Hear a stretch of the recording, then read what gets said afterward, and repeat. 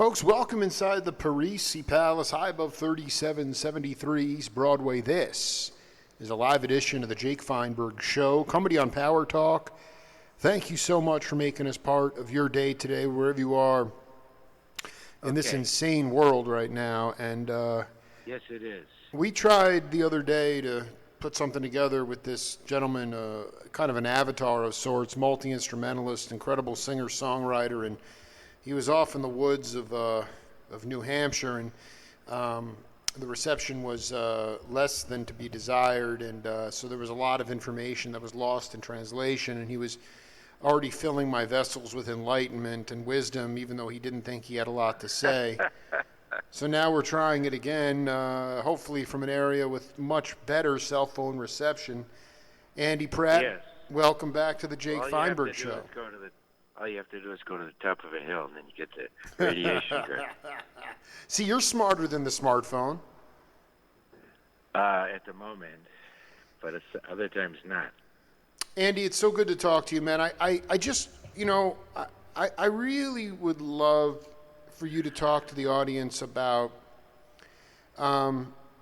basically a early memory on the bandstand when you recognized that you were a conduit for the music coming through you from the heavens. Yes. You have an interesting way of putting it.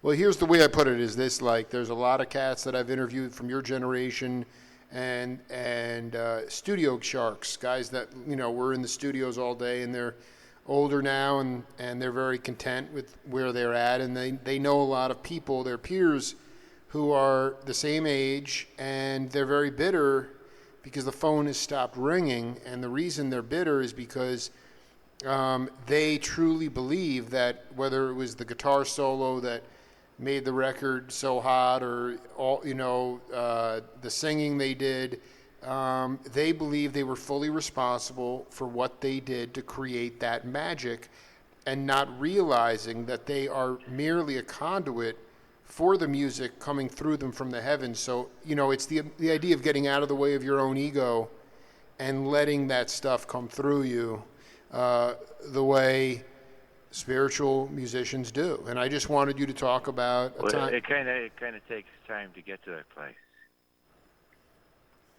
Yes. So can you talk about that evolution in your early career?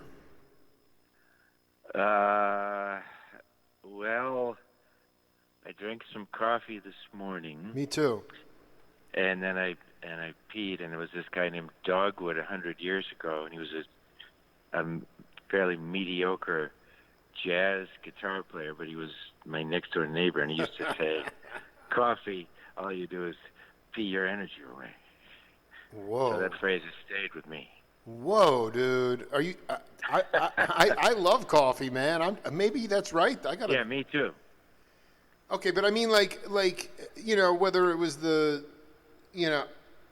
I just wonder if you could talk about if you ever had the issue of, any musician does as they go through it, but really recognizing that your ego was in it, or you were trying to force something, and then you got out of your own way, and after a while the music started to play you. Well, I guess I'll say that my experience with God is mostly through the Bible, and I've had amazing experiences with that. I have a memory of being in Yugoslavia with a charismatic healing evangelist named Mahesh Chavda, and stretching out my arms, and people just falling down from the power of God. Oh, this is exactly what I'm talking. Who is this cat? This healer? Mahesh Chavda. He's a charismatic healing evangelist. Now, okay, let's just break those three words down. Charismatic means authentic? No, it means that you believe in healing, deliverance, and all that kind of stuff. As opposed to, like, what would be the alternative in evangelical terminology? I mean, if he can heal directly from the divine, what's the alternative vanilla thing? What are you saying? So give me the 3 words again for this cat. He was a charismatic. Mm-hmm. What was the other 2 words? I don't know. I forget. I say things and I forget them. I guess what I'm saying is, why did you choose to collaborate with him? Well, because I lived in Holland among the Dutch people, and they were very religious and stuff, and I went around with them, and there was healing, and there was power, and there was all this kind of stuff, and that was in those days, but you still remember them. And then I had the experience of coming back to the United States and saying that I have an anointing for healing, going to this church, and everybody laying hands on this person's head, and it's like nothing happened. So as I say, the glory departed. When you went to Holland with this cat, you did have the divine within you at that point. People were falling out of the pews.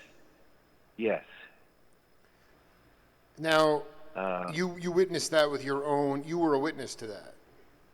Oh yeah, I was. Yeah. Can you talk about the feeling inside of you in terms of? I would say that if that happened to me, I would be in awe, and I'd also try to remain humble. Do you remember how you digested that feeling? Well, it's almost like you just go and do things, and if God is with you, then miracles can happen. Dude, Andy Pratt is very... Dude, by the way, you sound so perfect. You sound just like David Friesen, who I want to connect you with. David Friesen. He's a jazz bass player? Yeah, man. You guys talk the same, and you're both also, like, incredibly, like... I mean, I don't want to pigeonhole anybody, but the way you've gone about sort of whimsically searching for... Or not even searching, the fact that,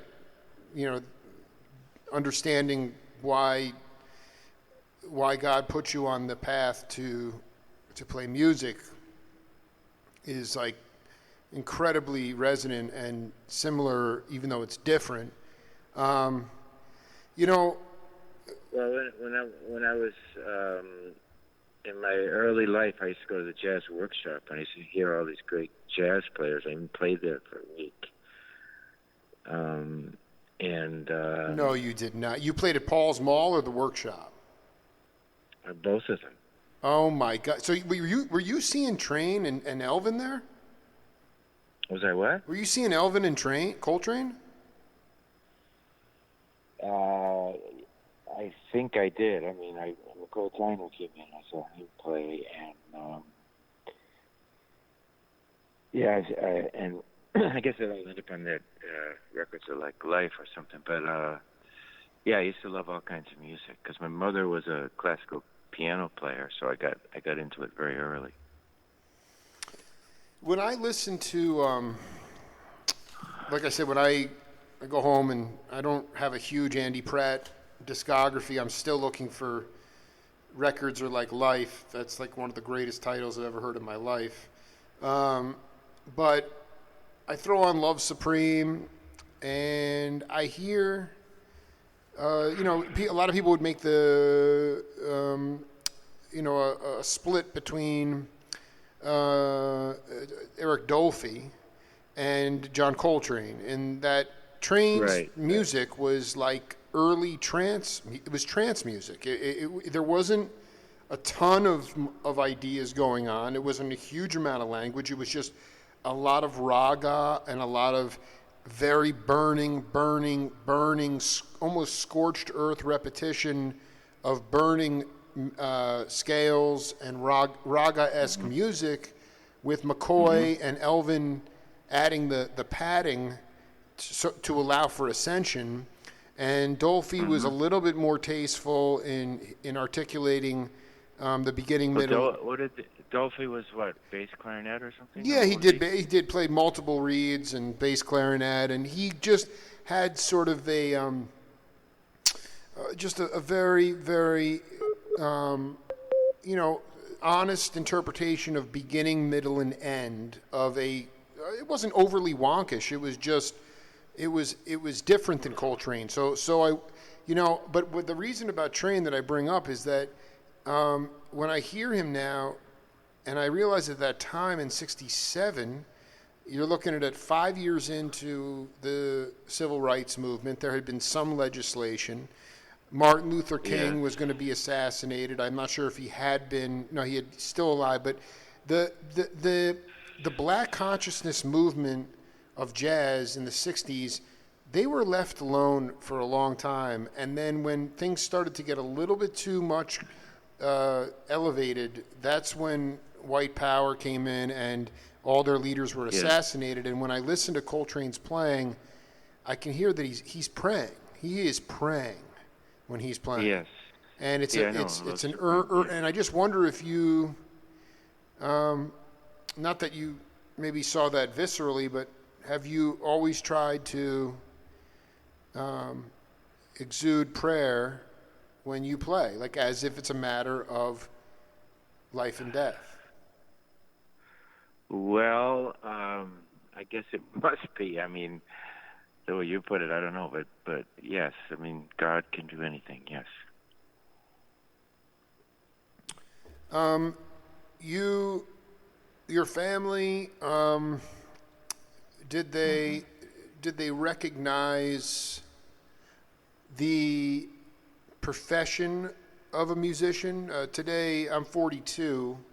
Well, my peers and younger generations, they're part of the working poor, and in this quantifiable society that we live in now, a lot of people who are involved with commerce, and they look at it and they say, well, we can't. Music is unquantifiable, and so we can't Right. analyze it with data, and so therefore music must be a musician's gift to the world, so they can play for the door or they can pay to play.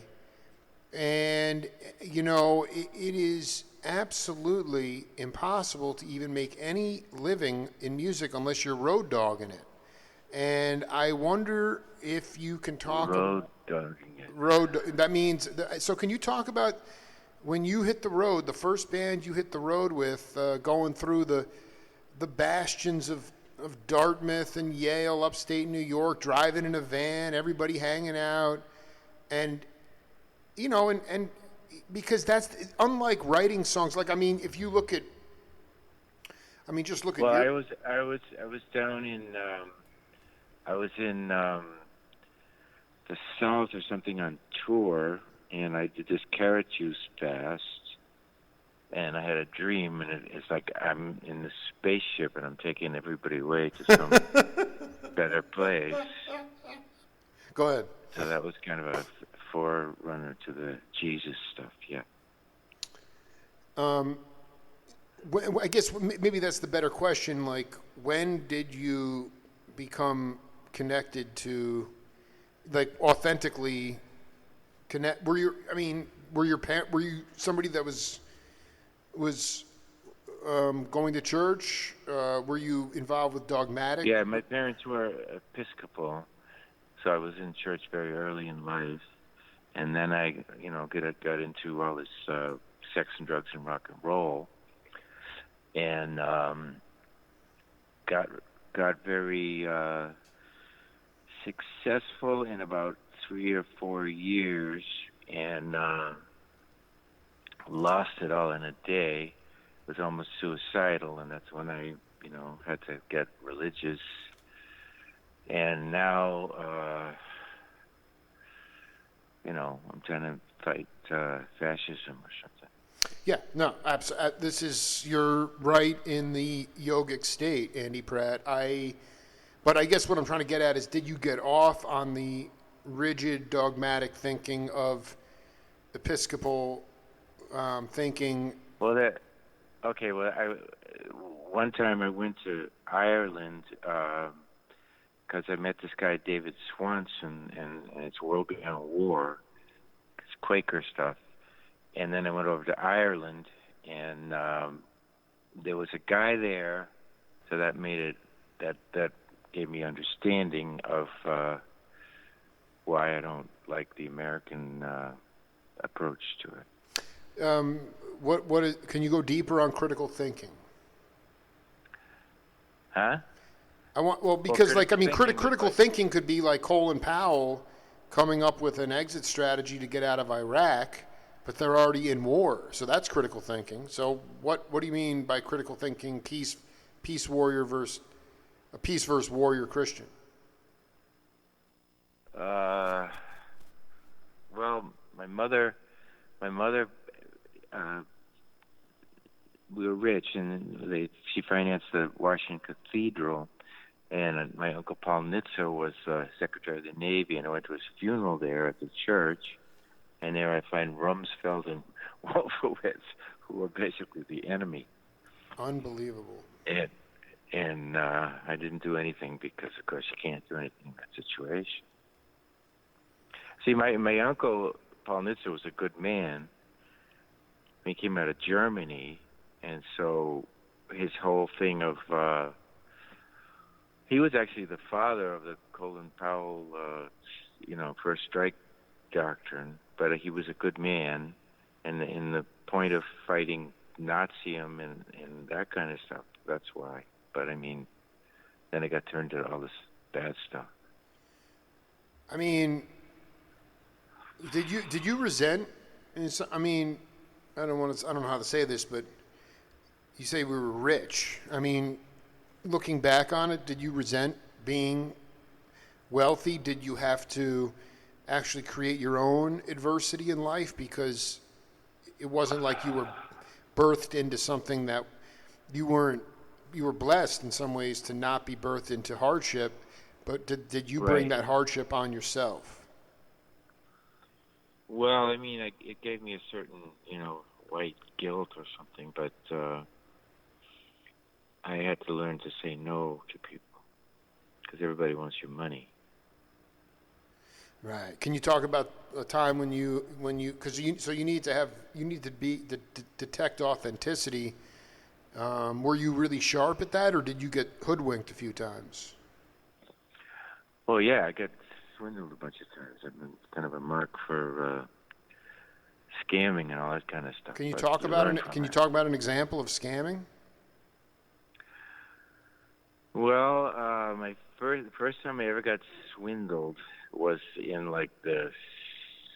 in Cambridge when I was young. There's this guy named Peter Carney, and he would come over to my house and be my best friend and clean my house. And my wife had left, and we were best friends and all this stuff. And then he'd come to me and say, "Listen, I need $10,000, and I'll make it into 15. I'm going to, And what was actually happening was his wife had discovered him, and he had to give it to her. So there I end up with these 4 bankers going up to New Hampshire and going to this trial. And his wife basically wept at the state in the court case and got the money, So I ended up, stuffing my face at McDonald's.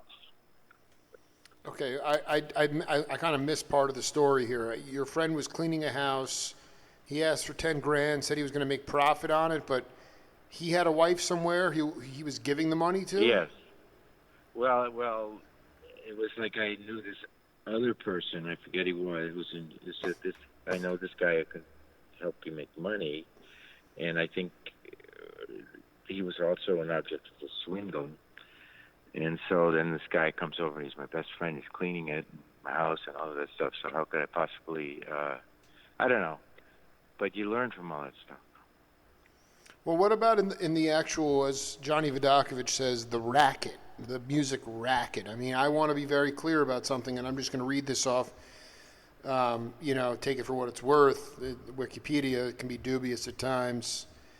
Andy Pratt's demo recording of Avengie Annie was given to Brown University radio station WBRU in 1972.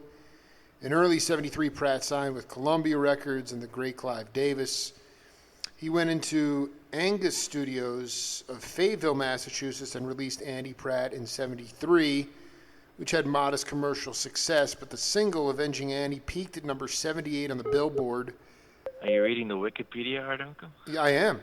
We're spending 10 weeks on Well, there's inaccuracies in Okay, that. but let me just get to the point here. The song was re-recorded by The Who, singer Roger Daltrey for his album One of the Boys. Pratt's original version of the single became the B-side of Bruce Springsteen's Blinded by the Light on a CBS promo disc and was used on the soundtrack to the film Velvet Goldmine 1998. Now let me be clear. Daltrey, 77, Springsteen, Blinded by the Light, Velvet Goldmine. Are you receiving royalties for those three comps? Well, the whole music industry was kind of bought by Sony, and they say I owe them $60,000, and the lawyer told me once that they'd have to send me a letter of intent, and I had another guy who was just cloning my records and selling CDs, and that was legally theft, but nothing was done because you know, if you're not, you know, making enough money, they don't care whether you do it or not. And then suddenly when you make a lot of money, they come after you. Yeah, the question was, are you receiving royalty payments ever for those? Well, yeah, because the last 3 or 4 years I've had a really good lawyer, and she's because it's all streaming now, and she has very skillfully put it all together. So I guess when I die, it can be left to these stepchildren I have, and that kind of stuff. But the royalty, you know, when I was in the music industry, I had this lawyer, Miles Lurie, who actually was Woodstock lawyer, and I even saw him. Is Michael Lang's lawyer? Now, Miles Lurie was his name. Yeah, but he said Woodstock lawyer. What does that mean? Well, I mean, he was very, very successful in the music industry, but the record deals were constructed as loans. You'd sign a contract, and it would mean that you owed, you know, it was recoupment. You owed the money, and then as we went through, the tax laws have changed, you know, and they changed, and so I don't know, whatever my train of thought is, but basically it's all about money, not about people. I understand that, but I mean, the demo of Avenging Annie, like, did you cut that, and then, like, I'm just trying to get a point of reference here. Did Daltrey's people reach out to you? And I mean, no. You just record somebody's song, and then there's this Harry Fox and stuff like that. You have to pay them the right to record, you know, and to make money on it. I have a memory of doing a amazing concert in Providence, and I had Abe Laboriel, I had Berkeley people, I had all this stuff. We did Be My Baby, we did all kinds of great stuff, and they've always liked me in Providence, you know. Wait a minute, dude. You know Abe is a dear friend of mine. Have you talked to Abe in a while? Well, I know him, and I know his little son. He's drummer for Paul McCartney. Well, and also let's not forget about his other son, Mateo, who's just a badass Avatar cat and a really beautiful. I don't know the son that plays for Paul, but Abe was at Berkeley at a time when. Yes, I know. I knew him then. He plays on the Avenging Annie record. He plays on Give It All to Music and Sitting Down in the Twilight. He plays great. Well, I'm just because what's interesting is they did not have any literature in the academy for the electric bass, so he couldn't graduate with a degree in electric bass from Berkeley. So he had to graduate with guitar. I don't know if you knew that or not. Yeah, I know. He's Mexican. I once saw him play with Mongo Santa Maria, and he was great. Yeah. So Abe and I have done many interviews, and Harry Blazer was a great drummer down there too. Were you at Berkeley? No, but on the Avenging Annie record, you have, I actually contacted them and asked could I teach piano at Berkeley, and I went in there to speak to this Mark Bulio person or whatever, and it just wasn't, I wrote this book. It's a testimony book, and Berkeley's a business, and like Mike Stern, if he writes books, they get published by Berkeley Publishing. But if someone like me writes books and I did not attend Berkeley, then it's kind of an in-house thing that they do. They don't let people that are. Yeah, it's kind of like what happened to, and this is something I wanted to get into later with you, but it's similar to what happened to Christian rock. I mean, I've never heard more blistering. Well, Larry Norman was a friend of mine. Yeah. Well, wait. Don't just throw those names out and assume that I know them. I mean, here's the reality: is that, well, first of all, are you friends with Michael Omardian? Well, I know who he is, and I know his music. I really want to connect you guys, man. Michael's one of the Cross, sweetest, beautiful cats in the world, and all I'm saying is when you go back and similar time to the self-titled Pratt album from '73, he did an album called White Horse, and it is full. It is a secular. I mean, it's not a secular album, but the musicians are. It's David Kemper and David Hungate and Dean Parks and Joe Sample. Mm-hmm. You did not have to be part of the Christian faith to play on Christian rock records. I mean, they were burning. And then at a certain point, it was like, oh, no, you're not. It's kind of like the Stern Berkeley thing. You're not part of the club. You're not Christian. You can't play on these records. Okay. Well, I don't know what to say. Well, before we get into that, I mean, I'm trying to figure out how you befriended Abe Laboriel. I mean, you didn't have a lot of satisfaction. No, I used to go over to his house and hang out with him, and his little kid, Abe, was a little baby. Yeah. You mean in Boston? Yes, in Boston. Yeah. Right. So, but I'm just saying, where was that initial connection made between you and Abe? I can't remember, but he just came and played on great on those records. But I can't remember the initial. But I did go over to his house, and he was very friendly. He gave me this. Some sort of Cuban music or something to listen to and stuff. I work with Fernando Perdomo, the Latinos. They were wonderful too. And Yuma Santos, who I've also a dear friend of mine. Yeah, he played on. Who am I talking to? So, can you talk a little bit about what I love about some of this magical time in the. Well, this is what Abe told me about Mongo Santa Maria. He said, Mongo told me that the slaves were brought here with other instruments, but they had very strong traditions. As the years went by, they found ways of making instruments out in nature, just like the way it happened in Africa originally. He said they were unloading the boats, and there were all these boxes. They found that certain boxes had a sound, and those boxes became their first congas. I've dreamed about this coming race war. Yeah, no, I've been talking about it for a long time. Sometimes Mongo was not inspired, and when he was not inspired, I would try to do something with my bass line to see if I could ignite him. Sometimes it would work, but most. Bass? What's that? You play bass? No, this is a quote from Abraham Laboriel from my third interview with him. Oh, yeah. Well, I'm a good bass player, too. Can you just talk about, I guess,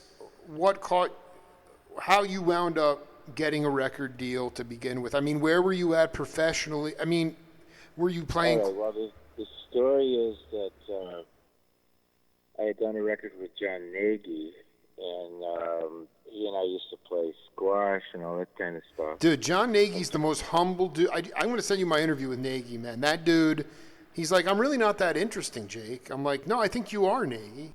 But he was money. He was a kind of a thief too, you know. And I had this very good friend, Bill Reisman, who was the he and I had Angus Studio.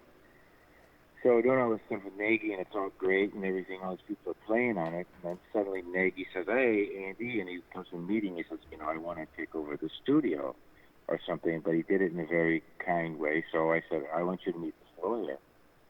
And then immediately I'm in a situation where there's this aggressive lawyer who was in Boston, and Nagy is there, and he gets my friend in there, and he just browbeats him. You know, it's a what do you call it? Not a testimony, but a thing where the lawyer gets in the room and questions somebody. Not cross examination, but. What's the name of it? It'll come to me. It'll come to me. Yeah, they're getting grilled. Yeah. I watched my friend Bill Reisman, and this lawyer just slicing him to bits to get him, to just get some way to take the studio away from him. And I said, I just cut my friendship with Nagy. I couldn't stand to see Reisman get treated like that. So that's the thing about Nagy. He's great, but he's underhanded, and he was. I don't know now. He's in the Course of Miracles or something now. But yeah. He was just like, he almost pretended to disassociate himself from music altogether. I'm just trying to figure out. You said he was very kind about taking over the studio. I'm confused about how things went sour. Well, I used to go over to his house and stuff, and his wife Jane was nice. But yeah. So I'm lost. It's fine. Are you there? We are just getting started here with Andy Pratt. He is in a zone, in a beautiful telephonic zone. I can hear everything he's saying. Let me just be clear, though. I mean, you're being incredibly modest about, the vocals, guitars, bass guitars, piano, accordion, sitar, tabla, clavinet. I mean, were you going to the Curry concerts at Wesleyan University and watching Ali Akbar Khan and Shankar Ghosh and Ravi Shankar? I mean, why did you get intrigued to pick up the Indian instruments? Well, I was just making that record, and I just played it. I don't know. I mean, wait, what record? The first one? The second one, the one with Benji Guinea, yeah. Or the second, it was just the self-titled one, Andy Pratt?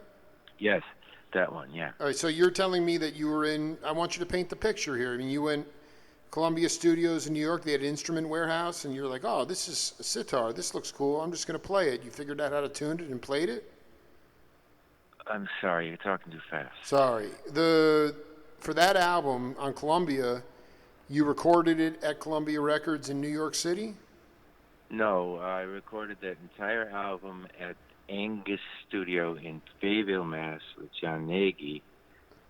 That's where it was recorded. And we had a studio, and all these amazing people came there. Peter Yarrow and all these people came through there.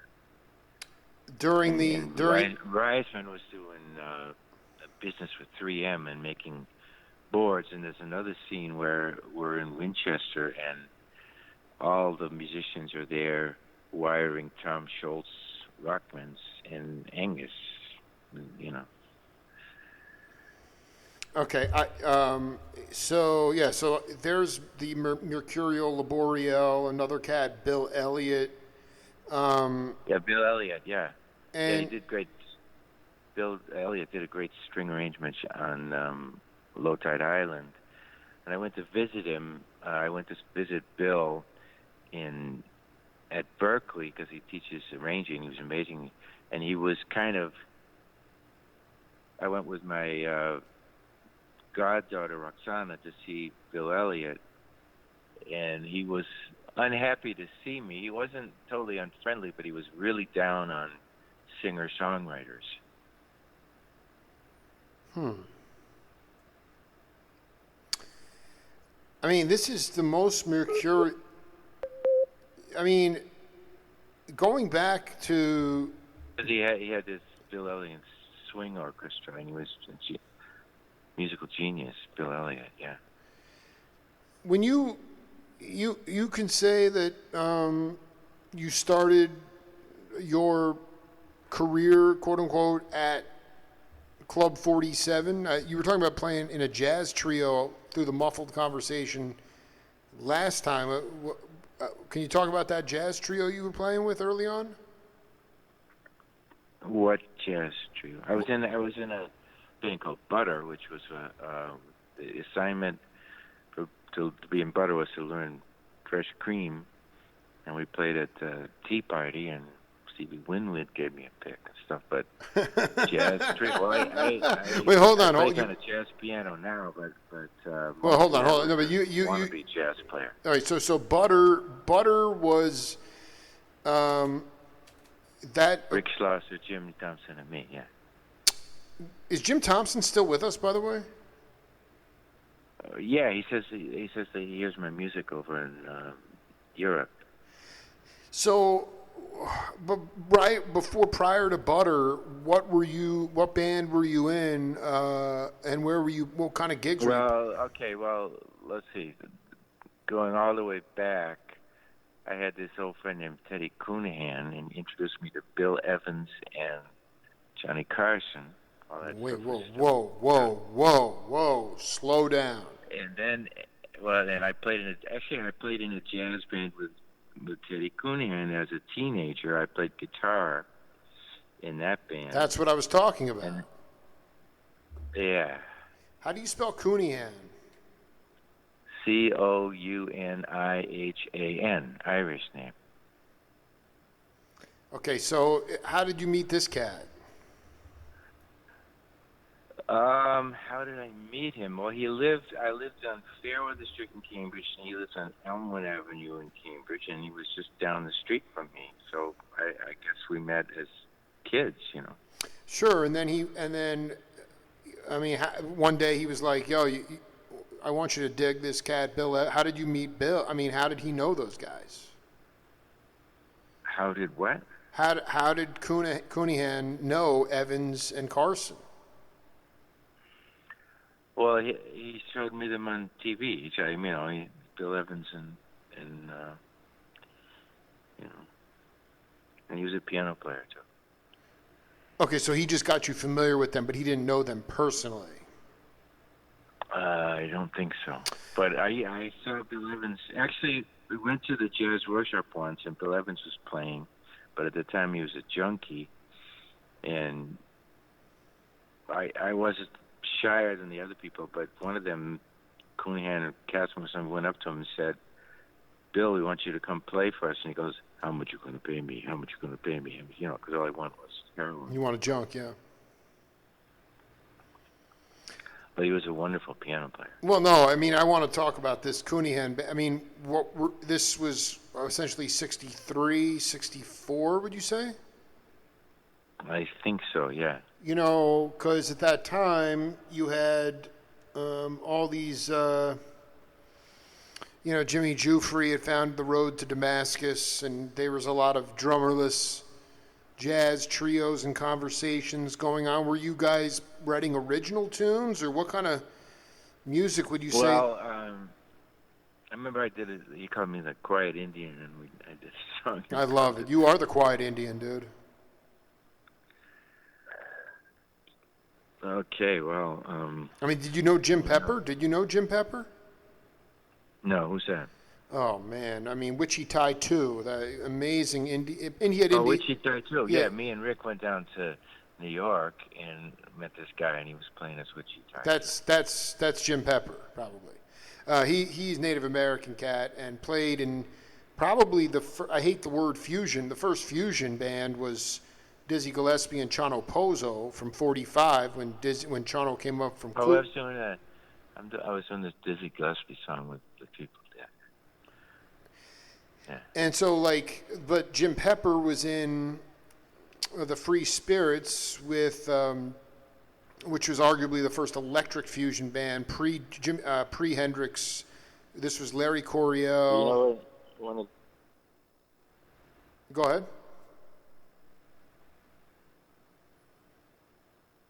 Edgar's first album.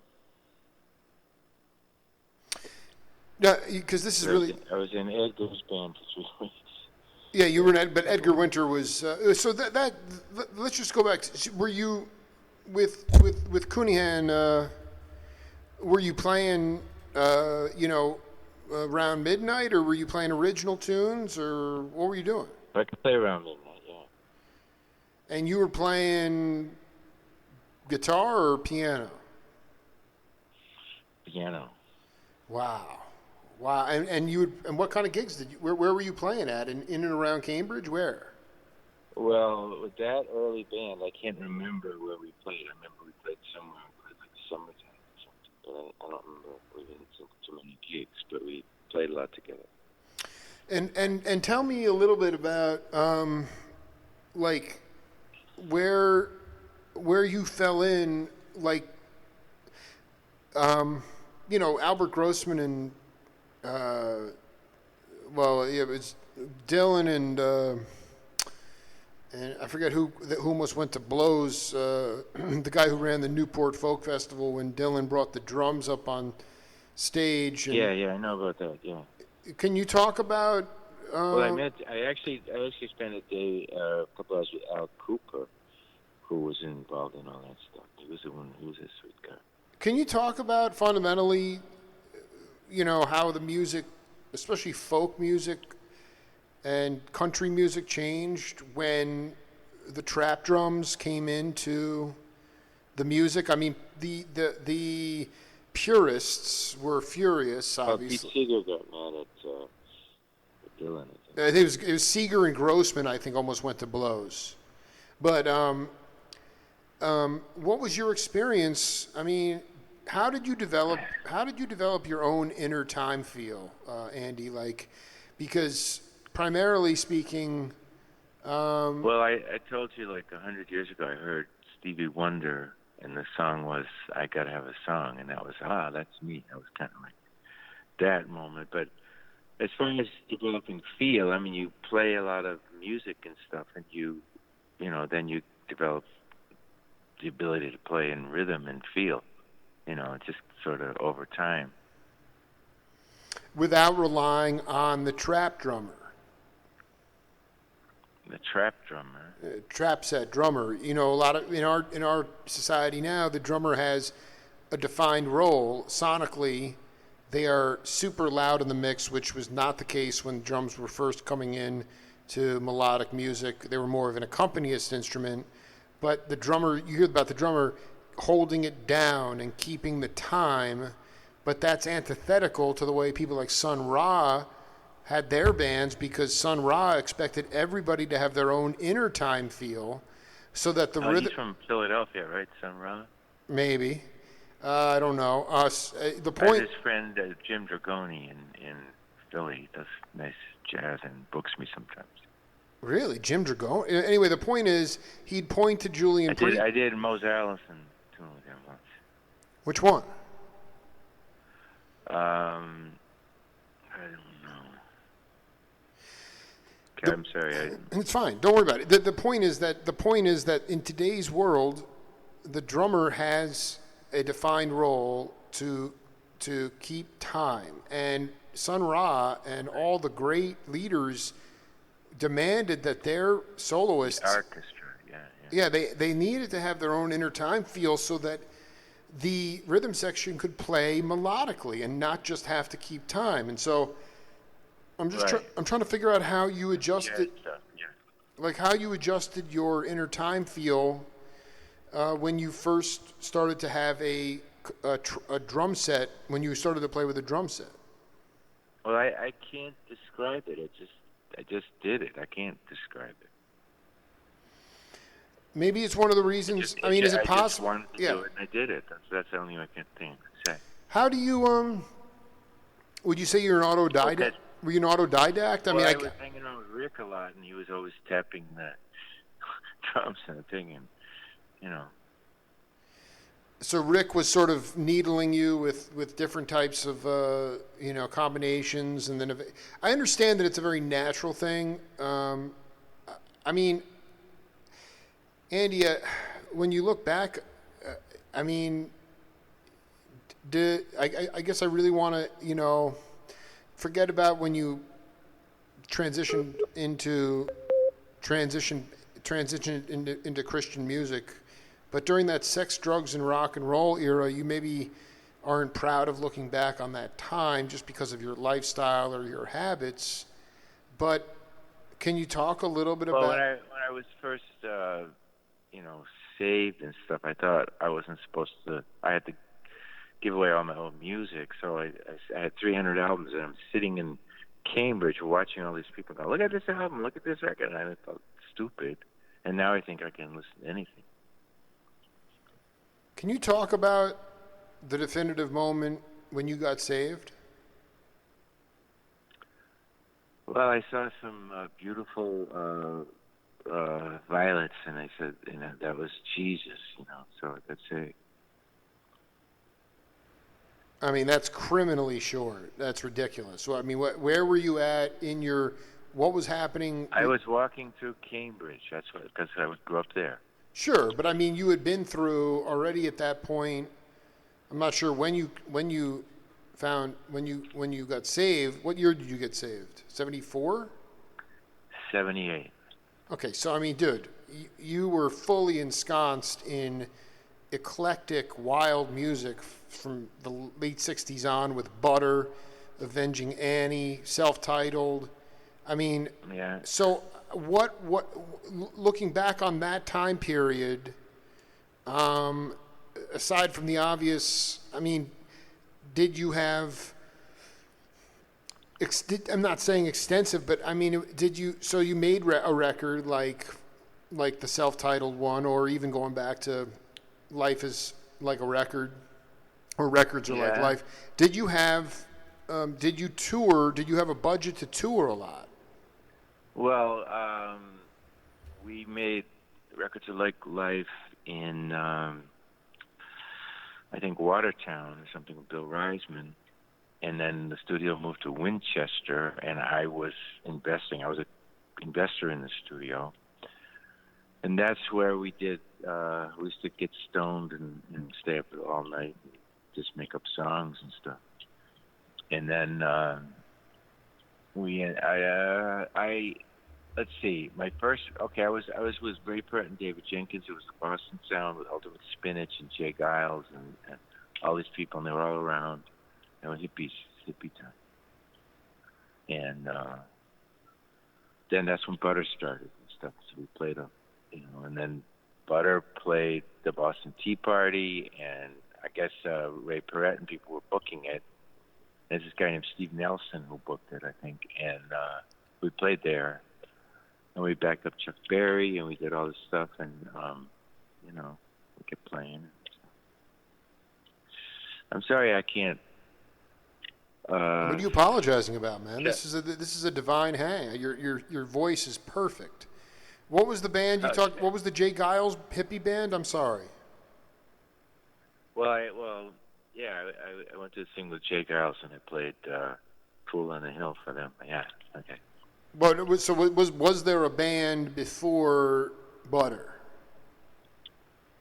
Well, in prep school, I was in a band too. We played like hippie shake and all the old stuff back there. I played lead guitar, and then I had a band. We went to Germany, and we were playing Beach Boys and Motown and all that kind of stuff. And that was '66 or something. And then they went back to Harvard, and then they. What kind of student were you, by the way? I mean, were you able to articulate better in writing? Well, I was an English major. I've been majoring on T.S. Eliot. I'm surprised you didn't do theology at that time. You what? I'm surprised you didn't go into theology at that time. That came later, yeah. So can you talk about a general day at Harvard? I mean, you'd finish class and then head down to Well, the Angus Studios. I mean, because I just know that. I mean, no, but I remember walking across the campus with Steve Gloyd, my bass player, and Closey Ward and all this stuff. But yeah, Harvard was quite something. And as I got out of Harvard, I took a movie class. I saw all the movies, the year after or something.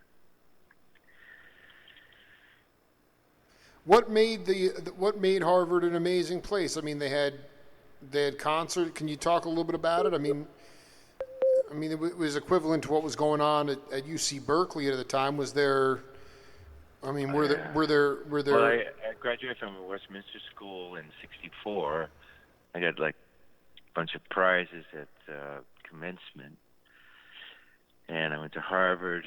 And the day that the person came to Westminster to interview me for Harvard was the day Kennedy was shot. Sure. And the result was that I didn't have to go to classes all day, and I felt really free. I could walk, and the people came in, and they said they were all shocked and stuff. They interviewed me, and I guess I made it in. I don't know why, family or money or whatever, but I was in Harvard. It just went on and on and on. Do you have that recorded? I mean, why did they come to interview you? I don't know. I guess I had applied to Harvard. I guess that was it. Yeah, totally. But I mean, like so there was a lot of tumult going on. Did you recognize the like the skiffle component of music? Did you tend to choose people in your bands that were ear trained and didn't come out of the academy? I mean, the Schillinger House. Well, I had a band. I did Avenging Annie, and I had this band, and Abe got me Fernando Baena to be the bass player, and Dave Samuels ended up in Spiral Gyro, was a drummer. Oh, he's a vibes player too, isn't he? He's vibe. Schofield played my band. No, he didn't. Are you wait? Now we're getting somewhere. Now we're. What are you talking? So Avenging. Well, Schofield, when he was in my band, all he was doing. He was Mike Stern was a much nicer person than Schofield, I thought. But anyway, yeah. I'm sorry. Can you repeat that? I said I thought that in my dealings with Mike Stern and John Schofield, Mike Stern was a nicer person, but Schofield's a pretty nice person too, and he plays great.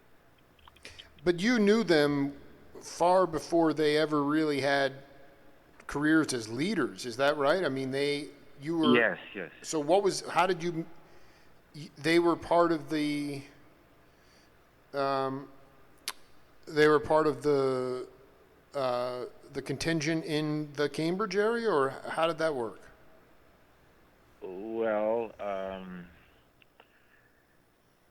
I guess it was that I had done the Columbia album, and I needed a band, and Abe was a friend of mine, so he suggested Fernando Baena, and somehow Schofield got in there. I don't know. And that introduced me to Michael Gibbs, too, actually. Oh, my God. Can you please talk about that? A genius. Yeah. Okay, so your band, you went on tour with Sco or Stern or both? No, I had a 3-week tour after the Avenging Annie album. It was a New England thing with Philadelphia and stuff like that, and it was a 3-week tour with those people.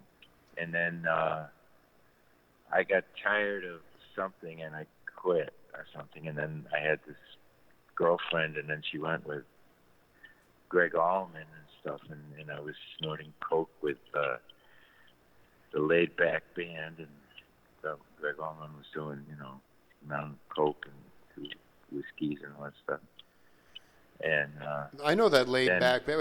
Wait, hold on. You just glossed over something. You cut the album. you cut the Avenging Annie album in '73. Who was in the traveling band? Baena? The traveling band was Baena, was Dave Samuels, and Schofield who were in that band. Holy! Are there tapes of that? I'm sorry, what? Are there recordings of that band? I don't know. Dude, that is live ridiculous, recordings. Pratt. That is Phoebe Pratt. Snow once in Philadelphia. Say again? We did a show with Phoebe Snow once in Philadelphia, or New York. I guess it was New York. Was there was there an aesthetic to that where you felt obligated to play the songs the same way they came out on the album to please the audience, or were there sections within the songs where you could leave the once I did this song called Hallelujah I'm a Bum or something, but yeah, okay, with Russ Walden actually, who ended up being Judy Collins' music director. So my point was that if I went to see a show of that traveling band, would you leave the head of the tune and really stretch out on certain tunes and play and improvise? Yes, I can do that. Yes. I know you can do that, but I'm saying like in that band, because there's a lot of issues today where, audiences pay a lot of money to go see a Formula Trip. They go see a band and they're playing the song the exact way it is on the record. And right.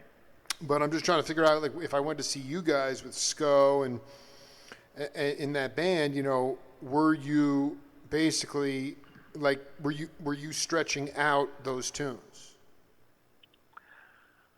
Well, sometimes if you have a band and you play all the time on the road and you have that time and stuff, you can get, we say after we played a show, we go back to the hotel room and listen to our show, and we make it better and better and better. But those guys, the guys in my band, Doyle and Gary Lincoln, they're good friends and they're great people, but they got into drugs and they were kind of show-offy, or Doyle, But he's great, though. I mean, he's an excellent musician and stuff.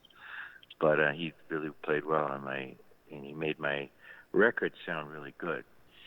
But live, it was a little bit like I thought, gee, I wish I had a band like Gordon Lightfoot or Jackson Browne or something that actually played the song instead of the one I had. But, what can you do? Did you feel like you ever reached a point, maybe with the first band, where did you get to a point with a band, it could have been in the Christian times, where they played the song the way you just said, Yeah. I don't know what to say here, but well, it's a difference between serving the song and wanking it. So, was there a band that you were like, that inspired me, because that's exactly what the song.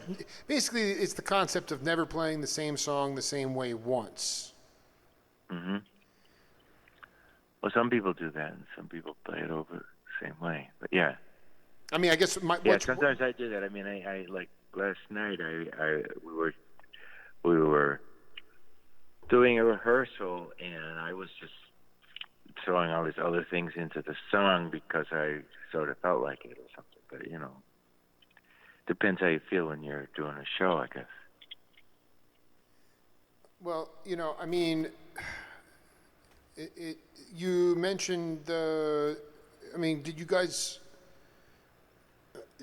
play the Boston Common? Did you ever? Yeah, we played the Boston Common. Yeah, we played all kinds. Yeah. So did you ever share a bill with Mahavishnu Orchestra? With who? With the Mahavishnu Orchestra, with John McLaughlin. Well, I met him once, and McLaughlin. And I was into Primal Therapy, and it's just a conversation. And he goes, "Hi, John," something. So I'm screaming, and he said, "Oh, you're screaming, yes," and I said, "Yes and no." That's me talking to McLaughlin.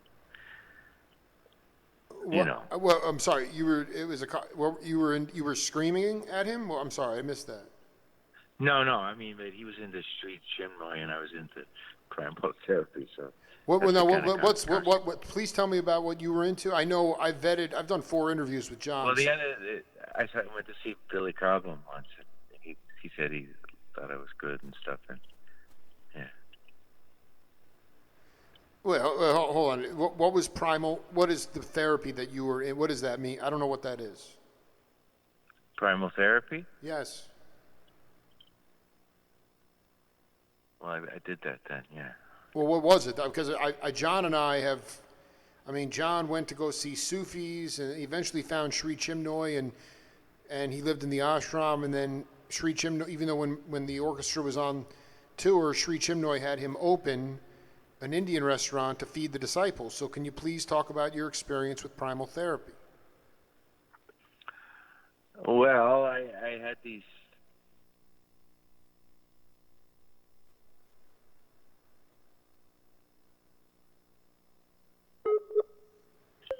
thing and stuff, and we would scream and and everything.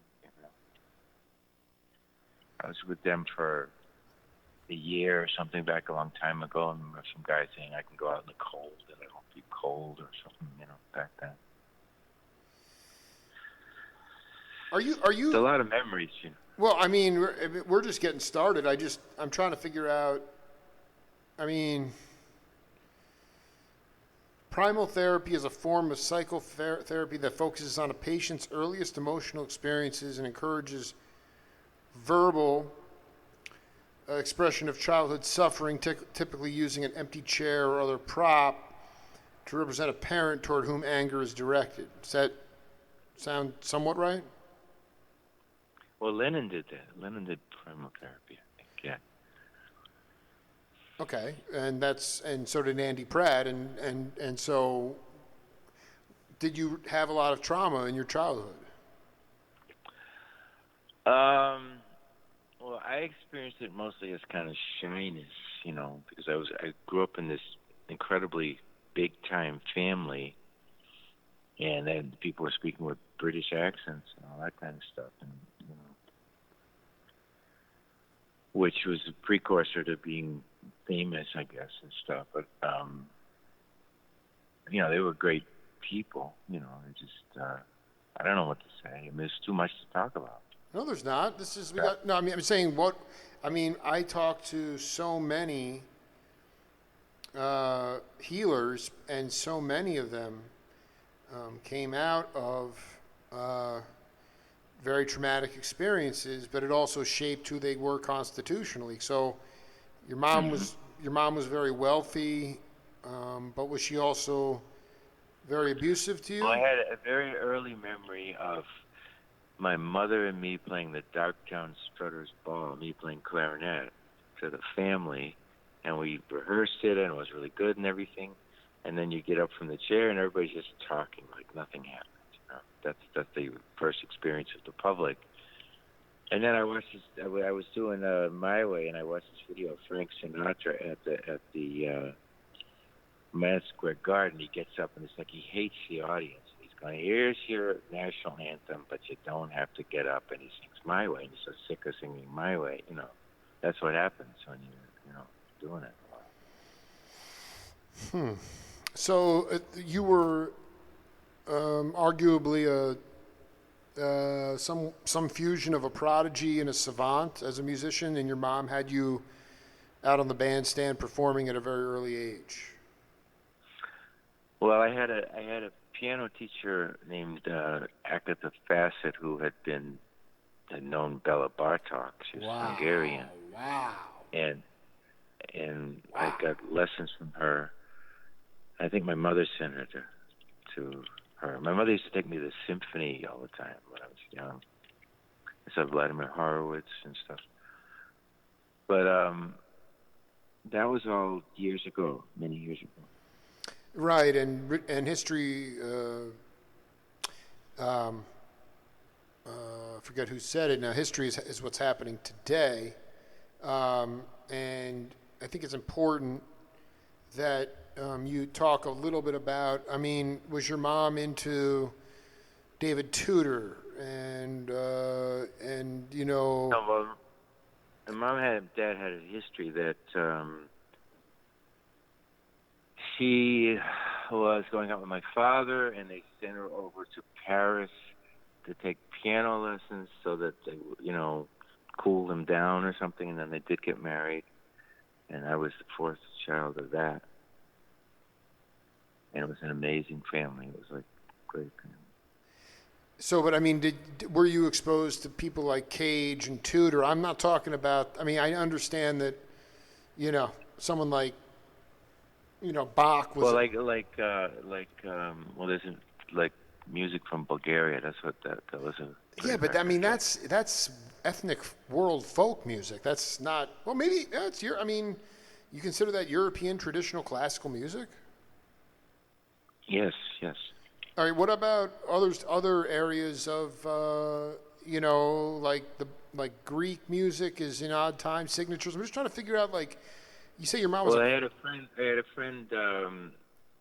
His name was Ernie Kamal.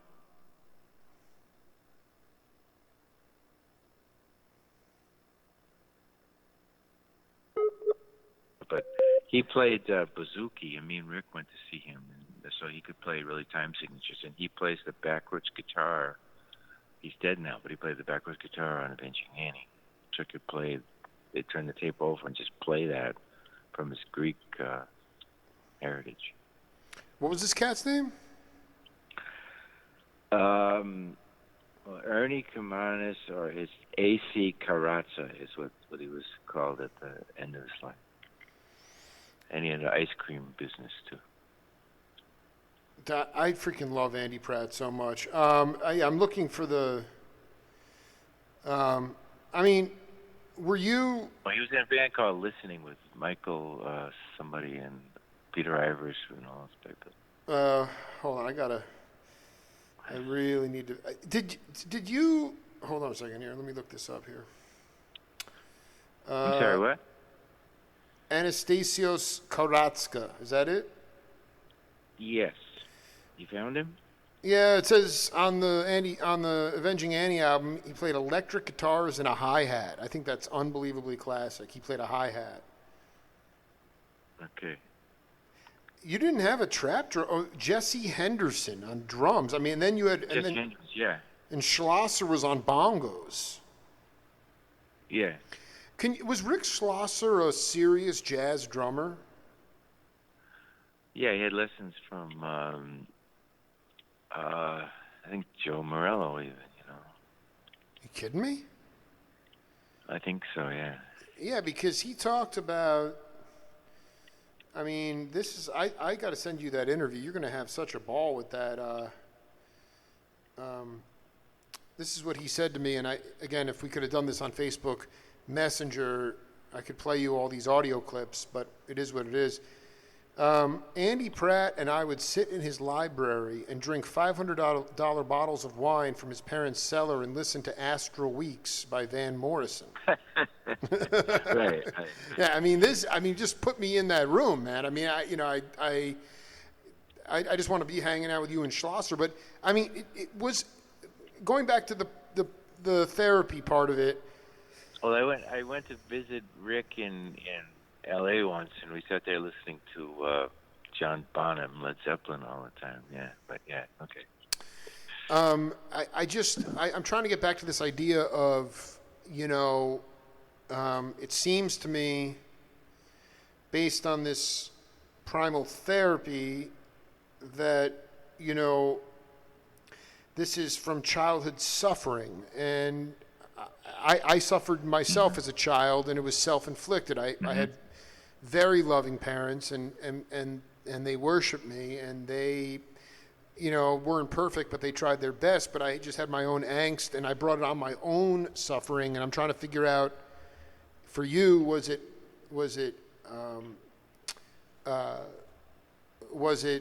self-inflicted trauma, or was it? It was just I don't know. Well, actually, in abandonment, from childhood stuff. From your father, or because your mom seemed to have you playing music for quite a while? Yes, I have been. Yes. what I'm saying is, was it from your parents or one parent in particular? I'm just trying to figure out what. I mean, you're doing Primal Therapy with McLaughlin. And I mean, Well, I started the piano very early. My sister gave me a baritone ukulele that got me into the guitar. And so from that, it all kind of came. I understand. But what was the trauma that you were? Why did you get into Primal Therapy to begin with? Why did I? I don't know. Seemed like it was a thing to do in those days. I really don't remember. Okay. But I mean, people wrote all kinds of stuff about me that I was sad and all that stuff, and I don't even remember any of that stuff. But they written it. I'm sorry. They wrote about what? Well, I was reading the reviews on me and Amazon, and people were writing all this stuff. And they at the time when they saw you, they thought you were dead. What? What are some of the things they're saying? I mean, about you at that time.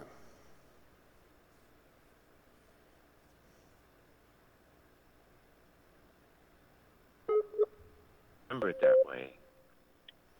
I mean, I just think the purpose of music is to like Bowie said, to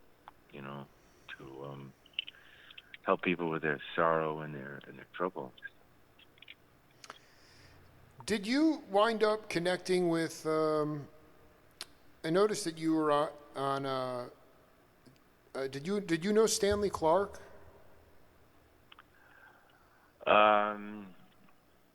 One person I saw in was Richard Bona. It was amazing, and I saw him play with Mike Stern, and then Bona puts together this whole thing with vocals, and Mike Stern just sits there and says, "I'm not going to touch that." I saw that. I don't know where did that. I mean, again, Stern does not come on the radar for at least till the late '70s, early '80s. Sco was still in diapers at that point. I'm going back. You were on he was at Berkeley though.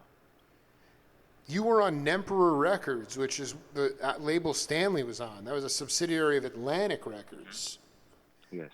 And so I'm trying to figure out how you wound up.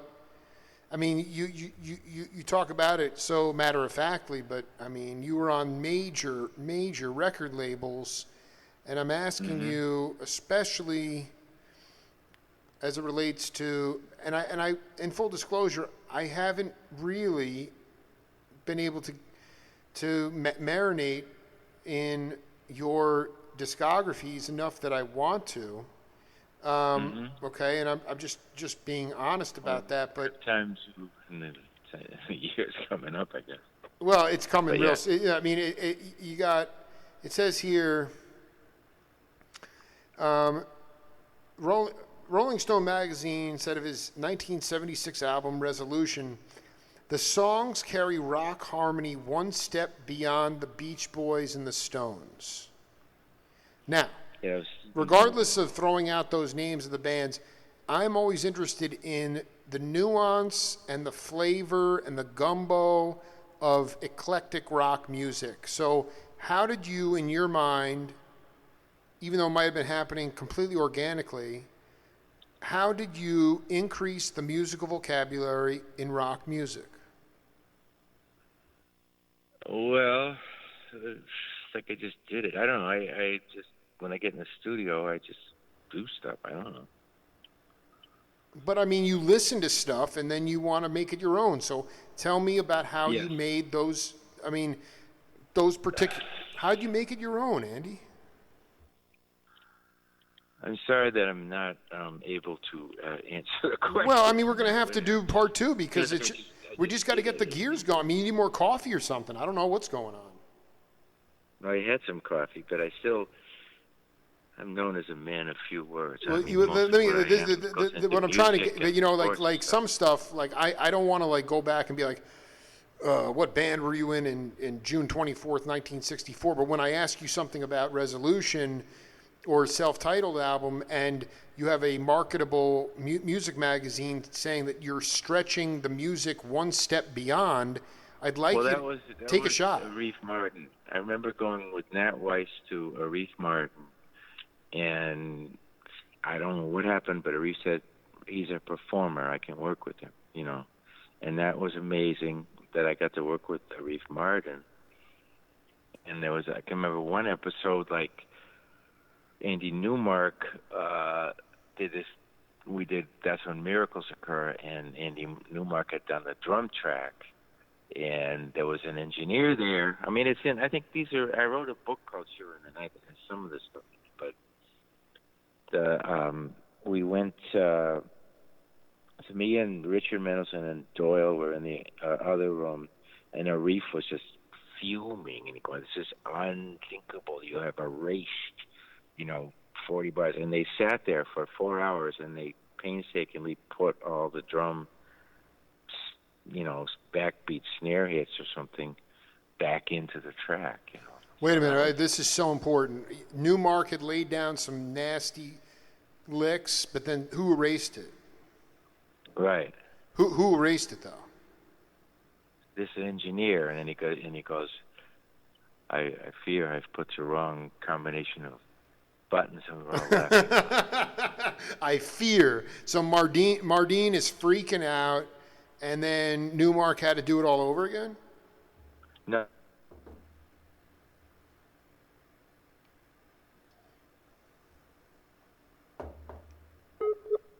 Achingly, with a splicing or whatever what they did in tape in those days, put all the snare drums back at the right spot. Were you conscious of, in these sessions, it's really important because I just really love people that do performances for record dates. They're not that scripted, but did you have everybody hitting at the same time, or were there specific parts, like, you lay down the rhythm section with kind of a different groove, or would you all hit at the same time as it relates to? I don't know what you're talking about. I don't know what you're talking about. So, like, you look at a situation where you go back to the old jazz records in the late 50s, early 60s, even through the 60s, and the guys would come in and they had been playing live. Talk to this guy. I don't want to talk to him anymore. No, I'm just kidding. Are you done with me? Are you done with me? No. No. What I'm trying to say is that you had everybody come in and they had been playing live so much that they were ready. They didn't need a lot of time. They could all hit and record. It would almost. People like there's one record that I had Tony Levin and Newmark. Yes. And I paid $1,000 a day to them. It was called Not Just for Dancing, for Leroy Radcliffe producing. And they could, you would just, those guys, they would be able to come up with parts. You say, this is the song, and you play the song, and then about half an hour, you'd have a great bass and drum part, Okay, and so this is so you're starting to cook. Get some coffee because you're starting to cook right now.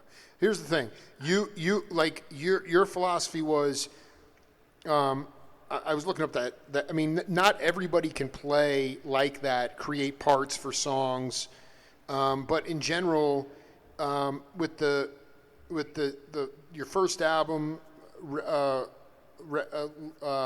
or the Pratt album. Was there any overdubbing, or did everybody hit at the same time? Oh, there was a lot of overdubbing on the Andy Pratt album, and the ones with Arif, there was some, but it was mostly. What I used to do with the early stuff was just me and Rick or something would do the basic track, and then I'd play bass and that kind of stuff. Were you somebody who was hung up a lot on the construction of the music? I mean, you wanted it to, you wouldn't let it get cut until it sounded exactly the way you heard it in your head? Well, I wasn't so much like that. I mean, like if you work with Nagy, I mean, he was very musical. He had good ideas too, and Yeah, I mean, I'd be there and I'd say, let's have two saxophones, or whatever, I mean, but it wasn't. It was a group thing. It was a group effort. Absolutely. Where did your ears grow the most on the bandstand? My ears grew the most on the bandstand. I mean, you were an ear-trained musician. I mean, I'm sure you sight-read music, but at a certain point, people get tired of taking instruction from a conductor. So, I mean, when did your ears grow the most on the bandstand?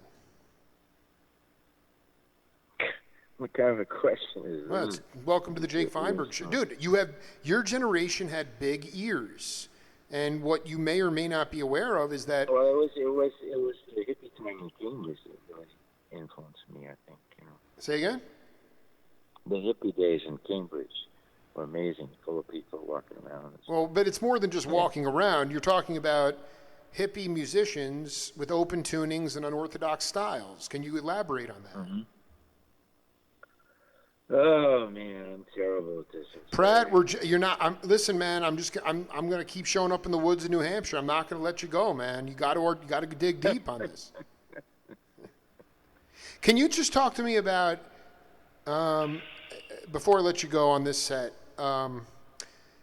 Inspirational spiritual leaders that have guided you in your life that you look up to.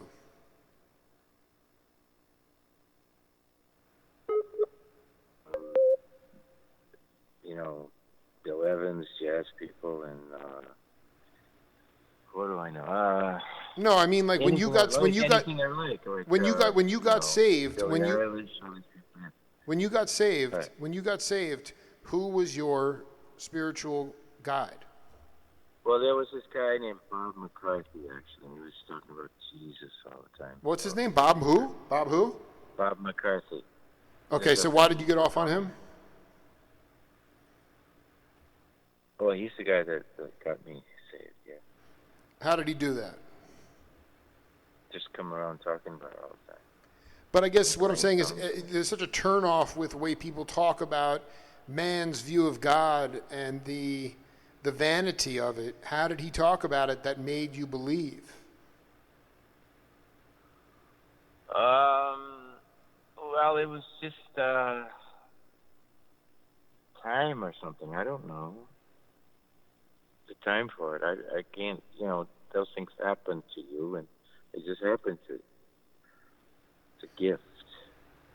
You got to give me a little more than that, man. Saved is a heavy word, man. You go from, getting numbed out to, quote unquote, being saved, and it's not just like life happening. You got to find it. You got to articulate this stuff.